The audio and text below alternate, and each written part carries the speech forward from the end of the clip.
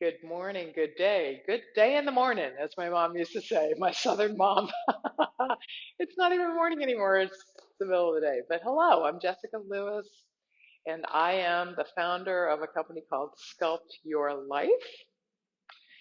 It was founded about close to 20 years ago now, on the principles that literally anyone can meet um, any health and wellness goal if they will simply move better, eat better, and relax better. And the reason why I can coach all three is because I'm certified as a master personal trainer and a nutritional counselor, but I'm also an accredited Tai Chi Chih instructor. So I can easily help people improve almost any aspect of their health, no matter where they fall on that health improving spectrum or continuum, however you want to look at it. But Tai Chi Chih, the relaxation piece, is the reason why we're here today, and we're here pretty much twice a month, week after month after month after month. I don't know if you can see on your streaming device my little chart back here, but there's the name of our practice that we're going to be doing today, Tai Chi Chih. That third word is pronounced cha, like chuck wagon. You remember I'm a nutritional counselor, so I'm into food. But it's spelled CHIH. And people ask me all the time, what does Tai Chi Chih mean? And what is the difference between Tai Chi Chih and Tai Chi? Those are great questions. So I figure I'll just fill you in case you don't know. So when many people say Tai Chi, what many people don't realize is most of the time they are using a nickname for a style of practice formerly known as Tai Chi Chuan. Did y'all know there's like 50 different kinds of Tai Chi in the world? There is. That's true. Really, honestly, if you go Google it, and you'll probably see a lot of class options pop up in your browser, right? So here's the thing. There's really only one or two major distinctions between the various Tai Chi practices for our purposes here. So there are those which have what's known as a martial application. So even though they're very slow-mo and very smooth and gentle and health enhancing, definitely very health enhancing, if, for instance, the hand sort of slices by the face in like almost a very slow karate chop motion, and here's the important part, and the eyes follow that hand, right? That's an easy way, even for an untrained eye, to notice the difference between the practices with martial application and the practices without. Because theoretically, the reason why the hand is doing this thing is because from over there, there's a bad guy or maybe a sword coming at you, and you never want to take your eyes off the bad guy or the sword, right? So, and then there are those practices which are nothing other than moving mindfulness practices. And in fact, Tai Chi Chih is the only Tai Chi practice that has literally been dubbed a mindfulness in motion, a moving mindfulness practice by some of our most well-respected medical communities in the entire world. So that's a huge distinction right there. In fact, if you translate the words Tai Chi Chih from Chinese into English, what you get is knowledge of the supreme ultimate versus Tai Chi Chuan, which actually means supreme ultimate fist. As you can tell, right there is a really big distinction.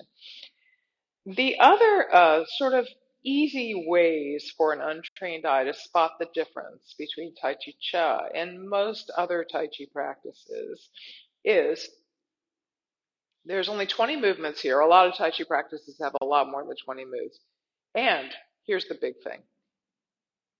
Before and then after each one of the movements, we begin from and then flow back to a short period of time in which the outward body is motionless. And the advantage of that is we can rearrange the order of these moves. We don't have to do them in an absolutely described and defined and prescribed order, the way most Tai Chi Chuan practices are executed.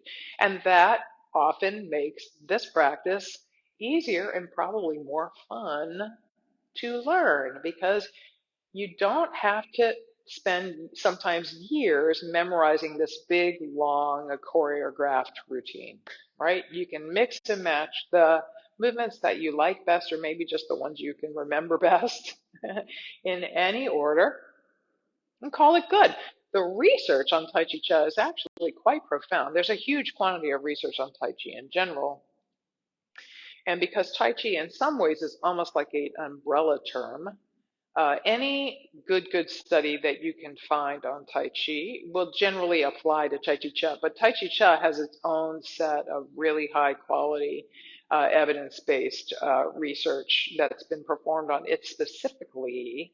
And the research is very clear that it really honestly only takes about 15-ish or more minutes per day if you practice on a daily basis for some pretty remarkable stuff to start showing up in your life after only about 30 days. That's not a lot of skin in the game for a potentially huge result, right? 30 days of 15-minute practices, that's really honestly, I can't think of anything else that might improve your health so dramatically and so fast as Tai Chi Chih. So that's one reason why of all the Tai Chi practices I'm certified to instruct, I'm actually certified 3 different styles. This is my favorite by a long shot, and you'll find me teaching it pretty much 99.9999999% of the time. So anyway, I think we should get down to business. I actually had a little bit of a brainstorm on the way over here. This last week or so, I've had a whole bunch of students showing up to class or to their private sessions with injuries. And so when that happens, what I often do is I sort of change the order of the practice. This is just the suggested order, but you, again, as I mentioned earlier, you really don't have to do it in this order.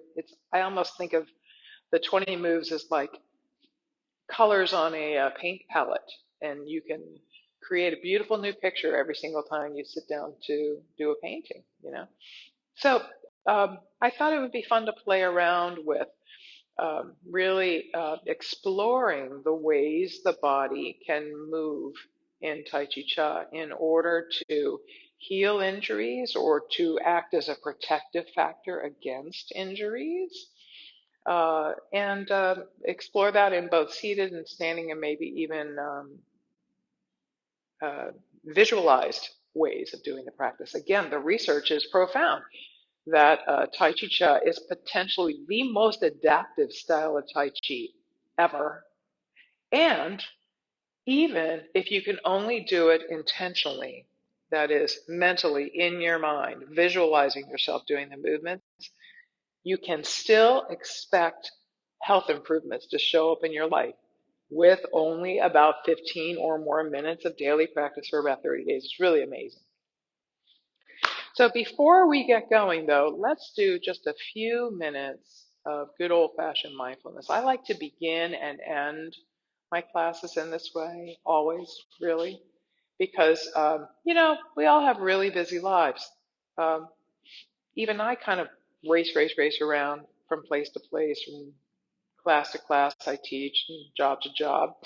And sometimes I hit traffic, or sometimes I'm running late out of a meeting or whatever. So it's not always easy, even for me, who teaches relaxation for a living, to just sort of arrive and be 100% exactly mentally where my feet are at. So not only does a little mindfulness kind of set the stage for me, but I like to do it at the end of my Tai Chi Chih practice too, because it's a way for me to kind of gauge whether or not I really did relax during my practice. Spoiler alert, I always really relax during my practices, whether I'm teaching it or not. So it's very obvious to me when I do that second little bit of mindfulness at the end that I have really let my mind be where my feet are for the last 45 minutes to an hour. But for you folks out there who are new, I bet you're going to find that that's true too. So let's just play around with that, okay? But I happen to have a chair with me today because I'm going to do some of the movements in a chair and some standing. You do not have to do what we're about to do in a chair. If you happen to have a chair, go ahead and sit in it, okay? Let's do this. Let's talk about it as if you're sitting, and then let's also talk about it as if you're standing. If you're sitting, what I first want you to do is just think of your head rather than this big, heavy, intelligent thing full of thoughts and brains as a half-empty helium balloon. Okay? Just, I toss that out there to you as an option. Just visualize your head as a half-empty helium balloon. You can actually do this if you're standing too. So you know how when the helium starts to leak out of a balloon, rather than floating up continuously into the stratosphere, it just begins to hover, right? It just hangs there, right? Okay, so here's our head. It's just hanging there. If you're sitting down, you might actually want to scooch a little bit closer to the front of your chair also, because that way you'll be less inclined to slump back against the back. Just let your head hang there. And speaking of hanging, you know how the string of a balloon simply hangs down from the balloon? So I want you to think of your spine as the balloon string and just let it hang down from your head, right? Which is easier to do when you're not leaning back against the chair, okay? I actually tend to close my eyes when I'm doing this part in the chair, but if you feel unsafe or feel unbalanced in any way, keep your eyes open. Right. So now travel down your spine with your mind's eye, and it terminates in your pelvis, right? You probably know that already because at the very bottom of your back, you're probably feeling your sit bones touching the chair right now. And here's what your pelvis looks like from the side while you're sitting on the chair. This is the way it is when you're standing, so the femurs can hang straight down. But this is what happens when you sit. It sort of tips up slightly. You're not quite sitting on your tailbone unless you're in a reclining chair, but it tips ever so slightly. Okay? And here are the elusive sit bones. My palm is the flatness of my chair, right? So what you're feeling when you sit too long and your butt starts to hurt is you're feeling pressure on these two sit bones because your entire upper body, the weight of it is coming down to these 2 points. But here's the thing, they're not points, they're curvy, right? So we know from physics, actually, that curvy things can move quite easily on flat things because there's less surface tension, right? That's why a ball will just sort of flow across the floor with very little push on your part. It'll just keep rolling, right? So just feel your sit bones touching the chair. We'll talk more about all that later. And then just put your hands on your thighs, right? Maybe even notice the weight of your hands on your thighs, or maybe even the fabric of your pants under your hands, right? And then keep on traveling down your legs with your awareness and feel your feet resting against whatever hard surface they're resting against. It could be the insides of your shoes, or it could be the floor. If you're wearing socks or something soft or something against your feet, you just sort of notice the feel of the fabric against your feet. Now, if you're standing, all you need to do is put your feet in a little bit of a V shape. Any position in which your heels are slightly closer than your toes is best, but any position that's comfortable to you is fine as well. And then just let your knees be soft enough that your tailbone does that gentle kind of slight tucking. And what will probably happen is you will magically feel your weight spreading out to the absolute outer margins of both your feet. That's the most important thing because I want you to feel your feet touching the ground. Okay? And then also if you're standing, you just, of course, start with your arms just hanging down from your shoulders, because we always say the best way to do Tai Chi Cha is the easiest way. We try to use the effort of no effort as often as possible. And then just lift your fingers so that your palms are in a comfortable sort of horizontal position. And they'll probably end up being about the same height as they would be if you were sitting down and your hands were resting on your thighs. Magic, huh? Right? So let's all of us pick a spot that's somewhere from the belly button south,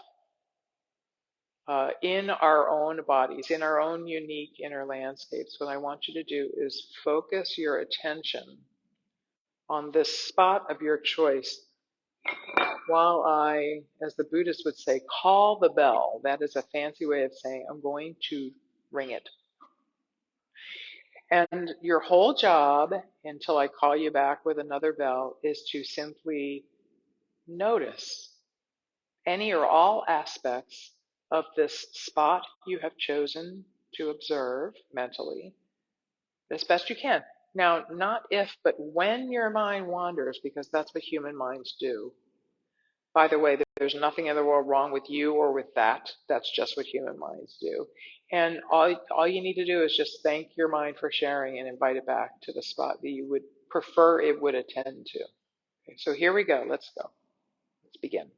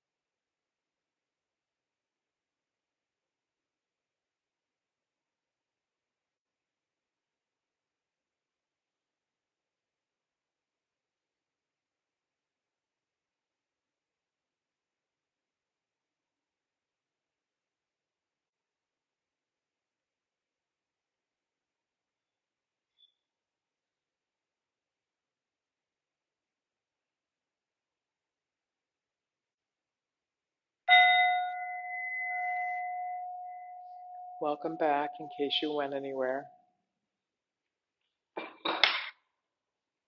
I love that. My regular life is so busy, and I have just as much of a monkey mind as everybody else in the world. But I often feel so refreshed when I give myself a moment to just observe one thing. It's so quiet, so nice.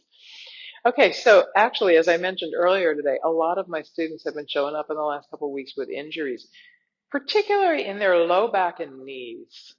I don't know why, I just have a run of students showing up with injuries. Maybe they were lifting heavy stuff over the holiday and they just haven't begun to feel better yet.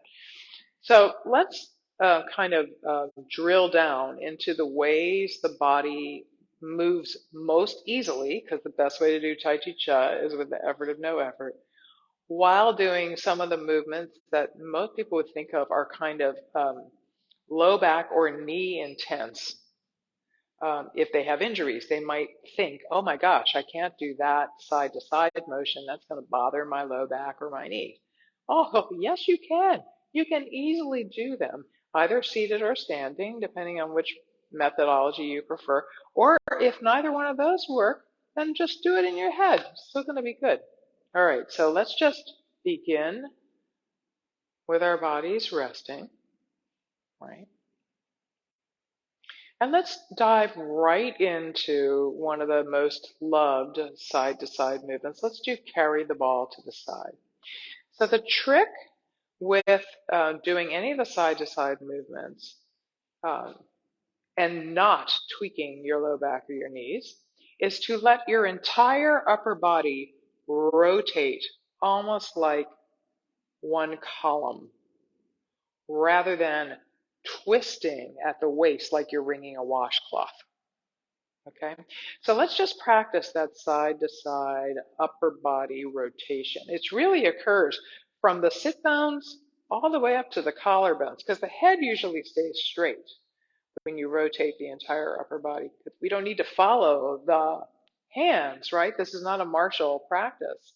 There's no bad guy coming at us from over there. So our eyes don't need to follow the hands. It's one reason why I think Tai Chi Chi actually improves balance. It seems to improve balance faster than many other styles of Tai Chi because the eyes stay forward, but the hands do things out here and we don't need to follow.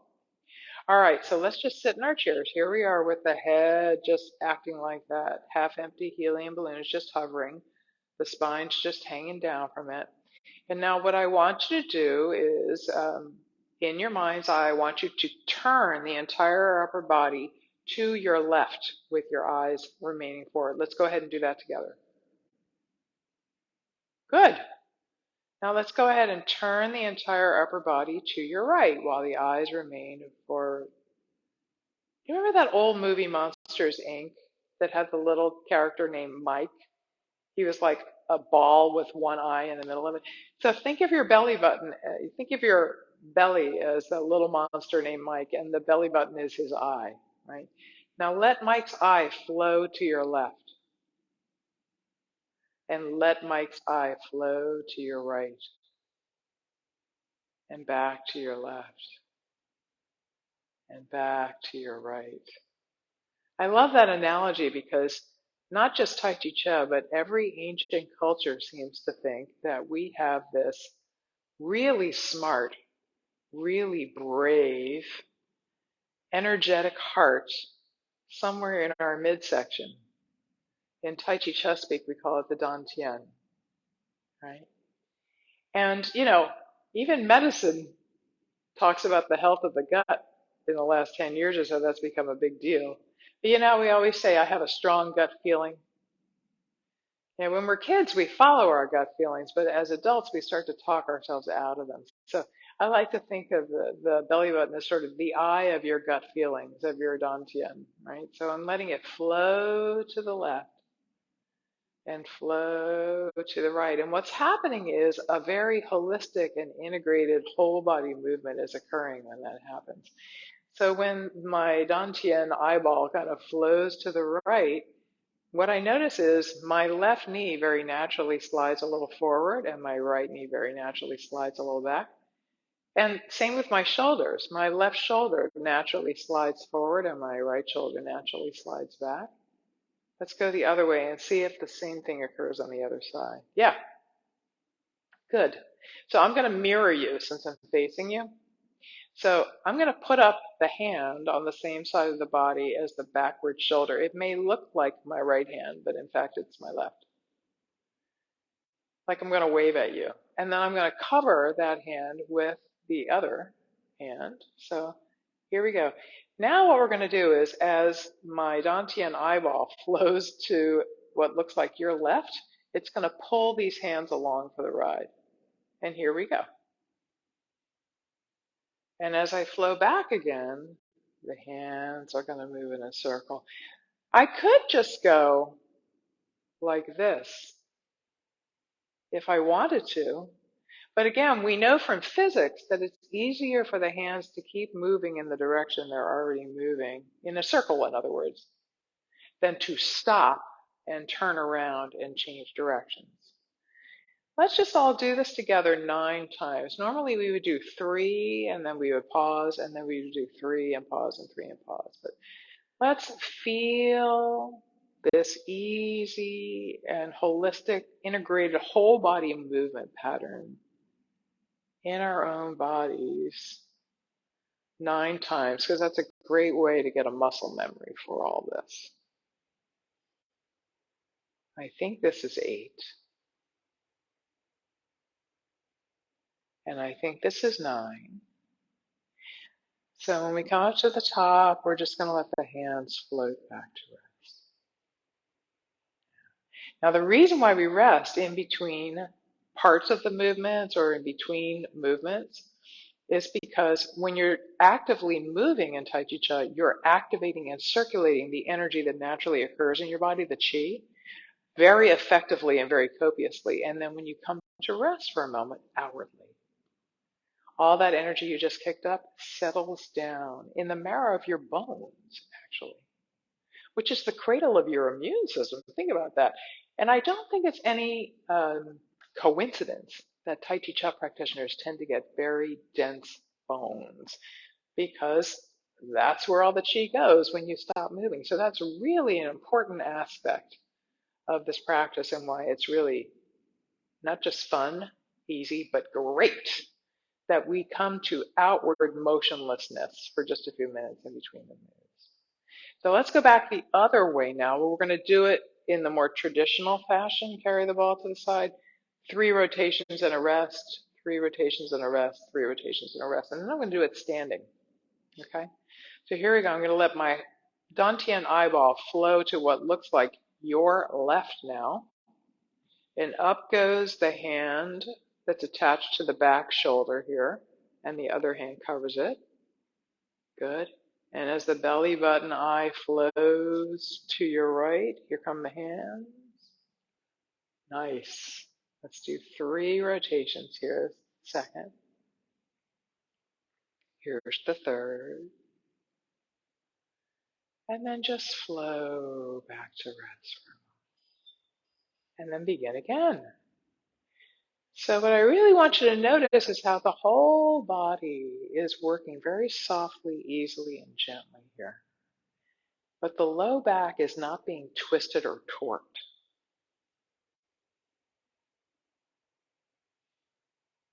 Nice.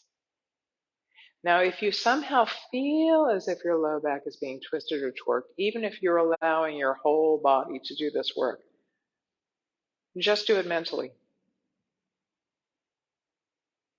Because the best way to do Tai Chi Chih is with the effort of no effort. So if what you're doing is still causing you pain, that's definitely effort.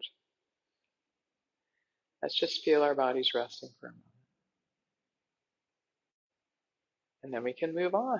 So here's the other thing. You know, again, physicists have noticed that energy is in many ways like water, right? And, you know, if you look at water flowing through a stream, for instance, it speeds up and slows down depending on what's flowing through it or what it's flowing around. They've discovered this because they're noticing that time and space, you know, is very fluid, like water too. This is actual fact, scientific fact. So the water that's closer to the banks flows a little bit more slowly than the water that's out in the channel because it's being caught by the bank a little bit. There's surface tension there. If the water flows around a rock, it flows much more slowly as it moves around the rock as it does out in the channel because there's surface tension there. Sometimes the water flows around into a little backwater eddy there and it just sort of hangs out there. It doesn't do much while it gathers energy to burst out again. So when we speed up, slow down, and even stop in between some of the movements here, this is still one long flow of a practice. It's just not 100% even flow. It's more natural, actually, like a river, than some of the sort of artificial flow patterns of other Tai Chi practices. Anyway, I'll get off my soapbox about all the merit and value of Tai Chi Chih, and I'll teach you some more moves. So let's do carry the ball to the side standing. I want you to experience how it can still be a protective factor even for a sore, stiff, or injured low back or knees, okay? So here we are standing. All right, actually, I'm going to stand a little bit sideways for you here. Here's the way I normally stand when I'm not really thinking about Tai Chi, right? So my knees tend to sort of lock and kind of flow to the back. I generally do stand with my feet in a little bit of a V, but I guess it's because when I was a kid, I used to dance a lot. All right, so here I am. So when we want to get into the rest position or the motionless position for Tai Chi Chih, all you do is let your knees be a little bit soft. And notice what happened with my tailbone when I did that. It tucked a little bit, right? Do you feel that is true with you as well? And the other thing that occurred is my weight went from being 100% in my heels, almost 100% in my heels, to suddenly being across both, spread evenly across both soles of both feet. So that's most of the motionless position here. Some people call it the rest position. Here's the last little bit of it. Just lift the fingers. So what you'll probably notice is your palms will suddenly be horizontal at about the height of your hip hinges, which is where they would be if they were resting on your thighs if you were sitting. Right? So here we are resting. Here we are resting. Now I'm going to face you for this part because I want to mirror you a little bit. Good. Here we are resting. So in order to get ready to move and carry the ball to the side, first we're going to sink down a little bit lower. And then we're going to let all the weight that was evenly distributed in both legs flow into your right leg. I'm mirroring you, by the way. And now we're going to rotate the entire upper body as a column, right? Here it goes. Aha. Did you notice how my shoulders pivoted a little bit, right? If you're doing it with me, did you feel yourself almost kind of backing up into your right butt cheek, your right gluteus maximus? I did, right? So that's because my left hip is a little bit forward now, my right hip's a little bit back. So just lift the hand on the same side of the body as the back shoulder. It's actually my left hand, but it probably looks like my right. And then cover it with your right hand, right? And then just let your empty heel, it probably looks like my left heel, just almost just slide away to the side. You don't even have to pick your foot up very much and stick it out there. Just, you can almost just let it go. And now we're going to let all the weight that's in this one leg flow into this guy. And it'll pull the hands along for the ride as we let that upper body rotate. And back again. Good. And the reason, you already know why this shouldn't bother your low back, but I'll tell you why it shouldn't bother your knees either, is because when you get all the way over to one side, it's almost like your body moves backwards a little bit into your glute. And that glute, did you know that's the biggest and most powerful muscle in your body? So when you let it do some of the work, and you let your quad do some of the work, and you let your hamstring do some of the work, your knee should suddenly have an easier time, even if it's a messed up knee. So I'm going to do 9 rotations on this side, just so you get a muscle memory. I think that was 7. I could be wrong. Let's just see. And let's call this 9. So when we get all the way into this leg, we're just going to stand up on it and float down to rest. Nice. Let's go back the other way. We'll do this the traditional way with 3 rotations, shift, 3, 3, 3. Okay, here we go. Good. I often think of Tai Chi Chih as a sort of slow-mo walking. Sometimes you kind of change your mind and maybe you left your glasses in the house and you have to go out back and get them. But when you're walking, you have to put all of your weight in one leg before you extend the other leg. Like this.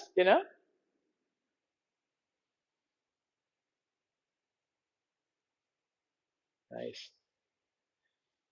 And here's the third one.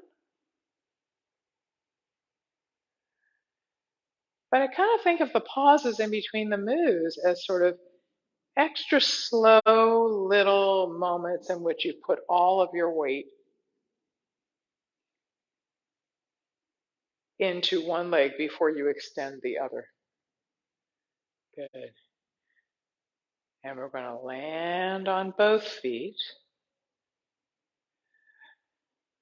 before we put all the weight into this leg. I'm going to do it again, just so you can kind of experience those moments of motionlessness as part of the flow. It's just a slower part of the flow. It's so slow that you don't move for a bit on the outside. And you slow down for a minute.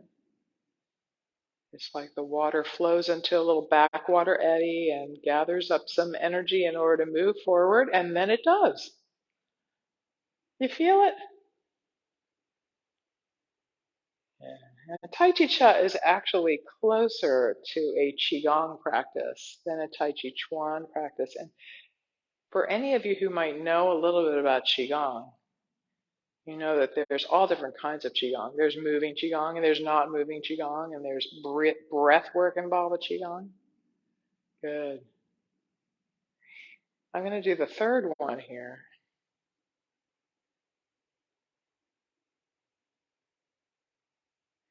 And let's just go right into passing clouds, which is just like carry the ball to the side, only the hands move independently. It's kind of like wax on, wax off from the old Karate Kid instead of hands moving as one. Okay, here we go. We're going to sink and shift and rotate the entire upper body to your left. Up flows what would look like your left hand. Let your empty right leg just flow out. Let's do it one hand at a time, and then we'll add the other hand in. Okay, so here we go. As your body flows towards the right, it carries the left hand across. It's just like carry the ball to the side. Only the hand faces the face when it passes the face. That's the only difference. Let's do one more rotation with this hand, and now we're going to let it rest, but we're going to keep shifting over towards your right. And let's do a couple of rotations just with your right hand now. Are you feeling how this movement should not bother even a pretty messed up low back or knee? You feeling that? We're going to let this hand rest, but we're going to keep flowing back the way we came, and we're going to mix them all together now. Just copy me. If Tai Chi Cha is a practice utilizing the effort of no effort, what that really means is there's no such thing as bad Tai Chi Cha. So even just asking yourself to do some reasonable facsimile of what you're seeing me do, that's good enough.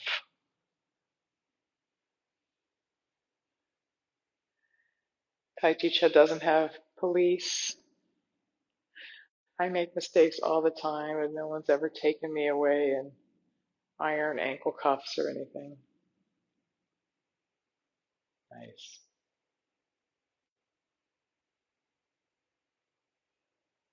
Nice. How about we do one more? I know we did more than 9, but I was enjoying myself. I couldn't stop. And when we get all the weight into your left leg again, you just flow back down to rest. That was really nice. Good. I'll tell you what, let's do a few more of the perpetual side to side motions. So you can see how they actually protect your low back and knees, or can certainly relieve pain if you're feeling that. Okay. I'll tell you what, let's do just a piece of the 6 healing sounds, which is the last movement there. But I love it, this particular aspect of it, because it's very flowy. So I just want you to feel yourself resting, right? The way we normally do. And then stick out your right hand like you're going to shake someone's hand, right? Put your left hand on top of it. You know how we used to make shadow puppets on the wall? Like shadow birds with their hands like this. You can either touch your thumbs or you can give them a little airspace. That's okay. So here we are. We got our hands close together, and then we're going to cock the wrists. And now we're going to rotate the whole upper body the way you already know how. We're going to sink down a little lower and shift into your right leg and then rotate. There you go. And look, I didn't even move my hands, but they're already much farther over to the side. My belly button eye kind of flowed over to the right. Good. Now let your empty left leg just sort of flow out there, all right? And we're just going to shift. The hands are going to come along with that upper body rotation and then shift back. And they just kind of dissolve back into the other position. Look, they just switch positions. It's so easy, right? I love this. So easy. Now, this is actually a very well-known Qigong move. What's right behind your elbows in your back? Do you know? Your kidneys. And in all the ancient medical practices, especially Chinese medicine, your kidneys may be the most important part of your body because they're in charge of the water of your body. Your heart's in charge of the fire. So if something goes wrong with your kidneys, everything goes awry. We're constantly concerned in ancient Chinese medicine with keeping the kidneys healthy. So when you're moving in this way, you're giving your kidneys an energetic little massage, right? When you're doing the 6 healing sounds, you usually uh, make the sound chui when you sweep. Chui. Nice. Chui, chui, chui. Let's do one more. Chui. And chui means kidney. And let's just flow back to rest for a bit, right? Let's do another perpetual side to side move. Let's do pulling taffy, third variation. Some people just call it perpetual motion taffy. We'll do it one hand at a time, and then we'll add the second hand. All these, perpetual side to side moves really are essentially the same, especially from here down, and they should all be not just balms for sore low backs and knees, but protective factors for such. But again, if any of this causes you pain and you can't get the pain to back off by just doing the gesture smaller or slightly differently, then simply do it in your head.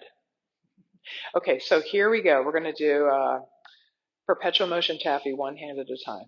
Let's begin by sinking down a little lower. We're going to shift as much as we can into the right leg and then rotate the entire upper body. And you're going to notice how your left shoulder just came forward. Okay, so that shoulder is sending a signal down the left arm to just do this. Just flow across the body. You know what? At about the height of the kidney. Palm up. It's almost like you have a nice flat tray there on your arm and you don't want it to drop. If you do that, everything will slide off the front, and if you do that, everything will slide into your elbow. So nice and level. Now let your empty left leg just kind of sneak away to the side, right? As we flow to the left leg, here comes the left arm, but now here comes the right shoulder out in front. Aha, look at that. So this is how we do perpetual motion taffy, one hand at a time.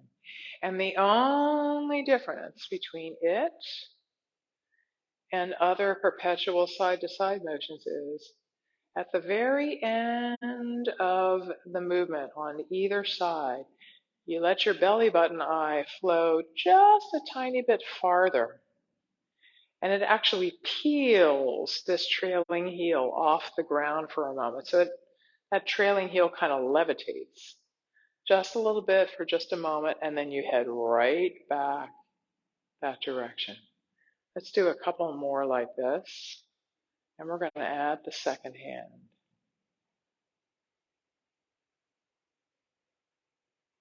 Good. Now we're going to add the second hand. Good. So let's start over here. This is how we started. The other hand just flows up on top. It's like you're going to make kind of a sandwich out of your forearms. And you'll know that your hands are kind of in the right spot is if your fingers are near your inner and outer elbows. I don't have much in the girlfriend department up here, so, or I don't have much of a belly, so I don't have trouble getting my hands together. But if you're apple shaped, unlike me, I'm a pear, and you have trouble getting your hands out there, it just, get your hands kind of near your inner and outer elbows. That's fine. But let your upper arms hang down as comfortably as they can. Good. So as we flow all the way over to the other side, the hands basically just switch places. You see that? In the middle, they just switch places. And your hands get maybe at the most hip distance apart. They slide back together. They slide apart and slide back together. So by the time you get all the way over to one side, you're all started out again, You got your forearm sandwich on both sides. Nice. Nice. The hands just switch places. Good. And in many ways, it's similar to perpetual motion tap, to passing clouds, where at the end the hands just switch places. Right? Isn't this the way we did passing clouds? Only the feet didn't leave the ground. Right? So here we are doing perpetual motion tapping. Let's do one more here. One more set. And we're going to flow back to rest. Now, what if we were doing that seated? Very, very easy. I'll tell you what, I'll just show it to you, okay? So I'm going to let my belly button eye flow towards your right, and that caused what looks like my left shoulder to come out in front. So that's the arm that's going to go across, right? Palm up. The other hand's just going to go up on top. Good. And as I flow that direction towards your left, the hands are going to separate and they're going to flow back together again. Yeah. Yeah.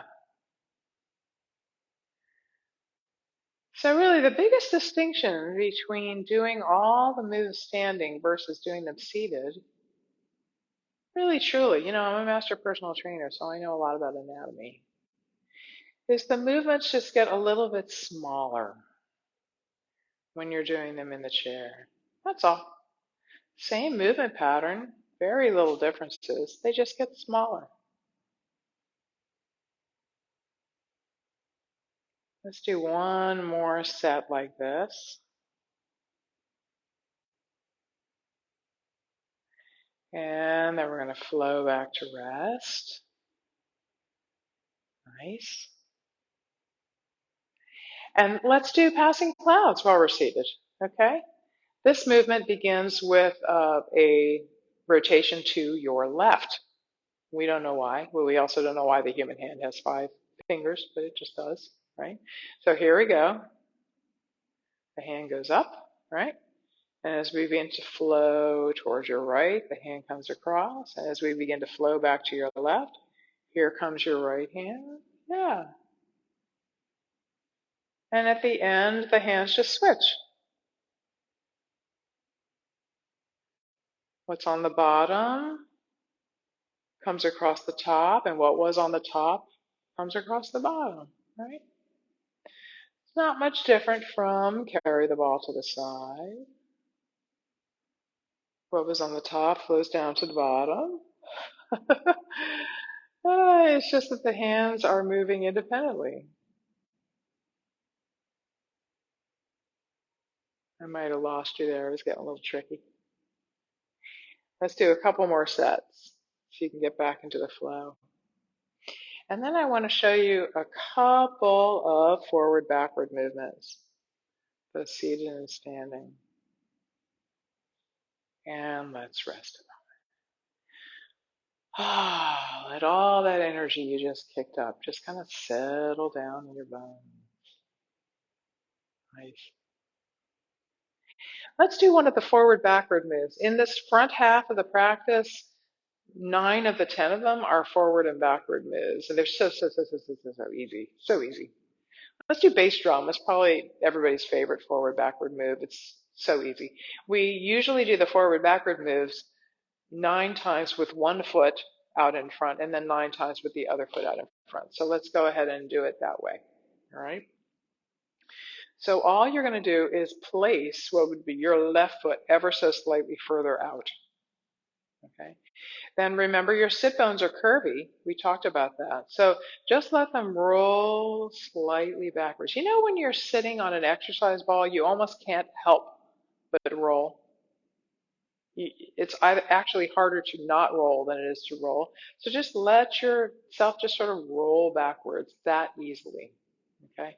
You might feel your pelvis kind of tipping up a little bit when you do that, and your whole torso kind of contracts a little bit. And then place your hands up here near your chest.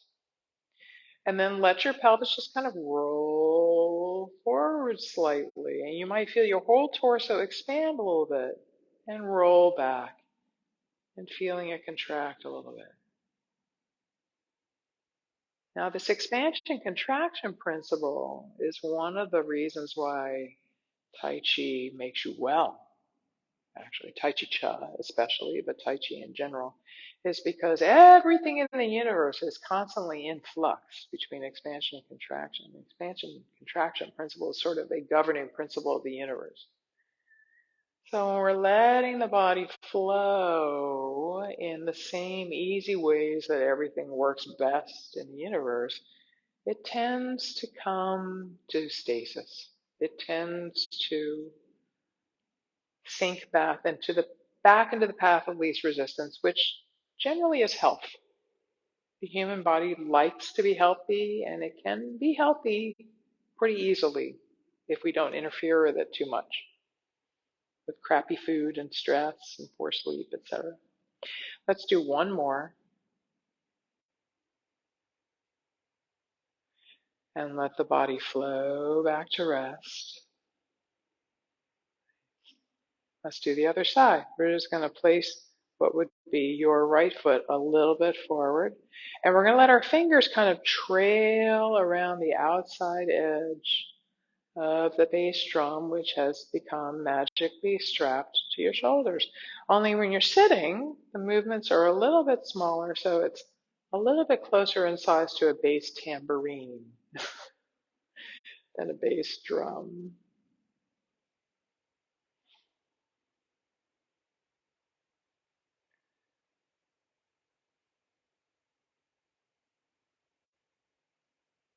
Let's do one more.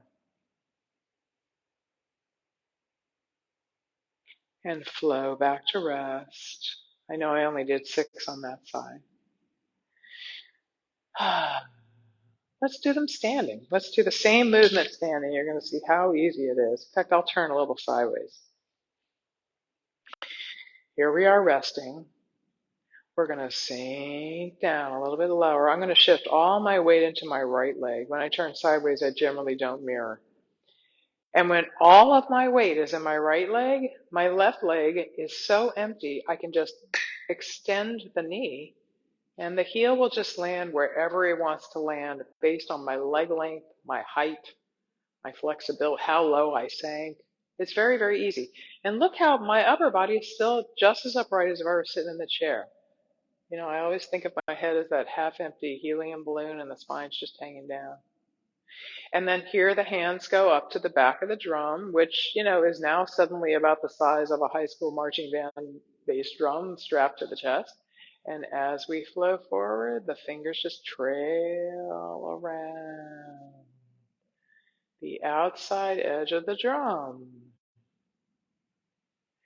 And just like in the side to side moves, we simply flow forward till the front leg has all the weight in it.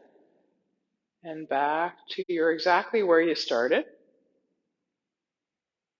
Same movement patterns, same movement principles as when we're flowing side to side, only we're moving forward and back instead.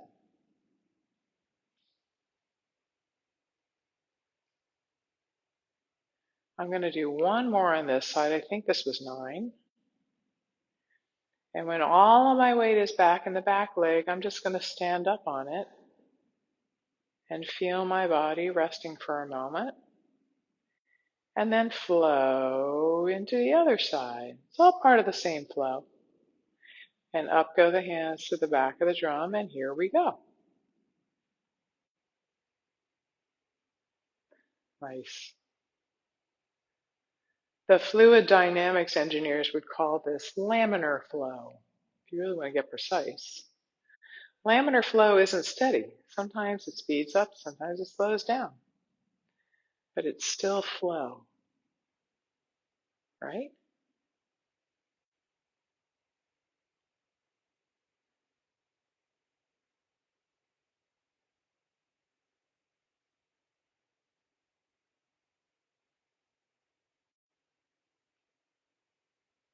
And we're going to do one more.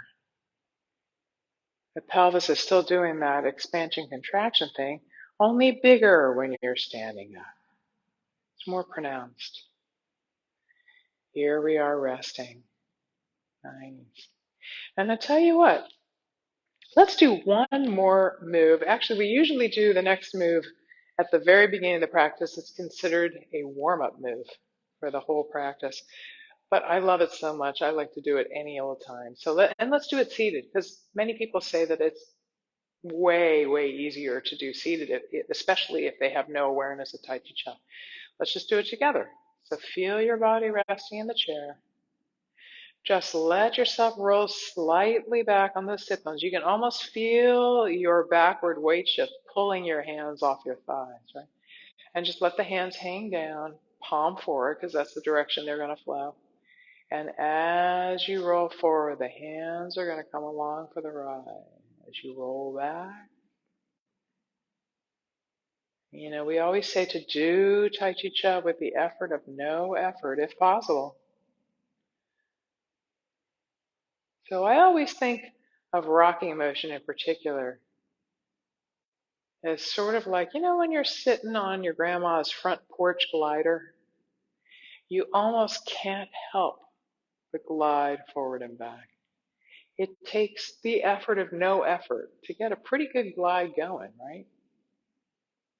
So just move that way.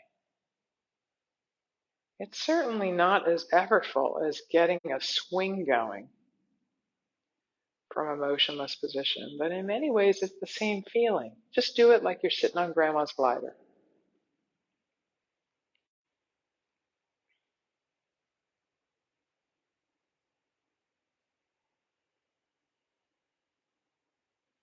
And let's do one more.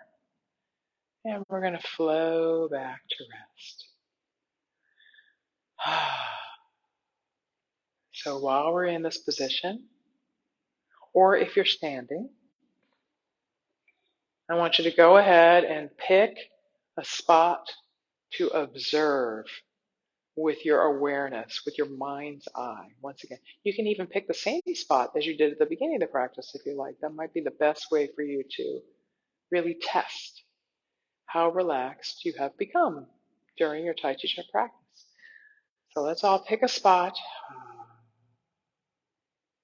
I'm going to call the bell, and your whole job until I call you back is just to notice what's going on in there. Here we go.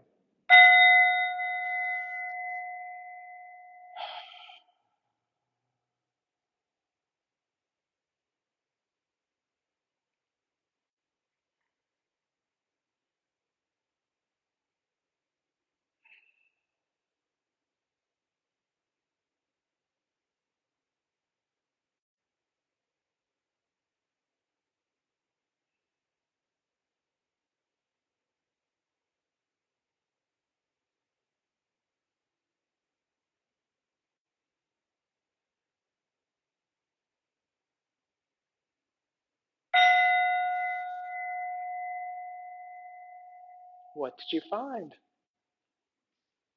Did you find you are more relaxed than you were at the beginning? I am. A lot. So today you got a whole bunch of different tests, taste tests of various things I teach and ways I teach them, right? Did you get a sense of how you can kind of, you know, create a new picture every time you sit down with these 20 particular colors of paint on your palette, right? We just did a whole hour of Tai Chi Chih, but we only did 5 movements. But we still did a whole hour of Tai Chi Chih. I didn't know about you, but I feel much more relaxed than I was when I got here. Very much more relaxed. Um, and here's the thing. If you're curious about learning more about the entire practice or just doing the whole practice with me, just head to Cancer Support Community's Facebook page and you'll see years and years and years now of my bi-monthly live streams there. Most of them are pretty much, I start at the beginning and I flow down to the end, but every now and again we have special days like we did today. Or you can go to my website.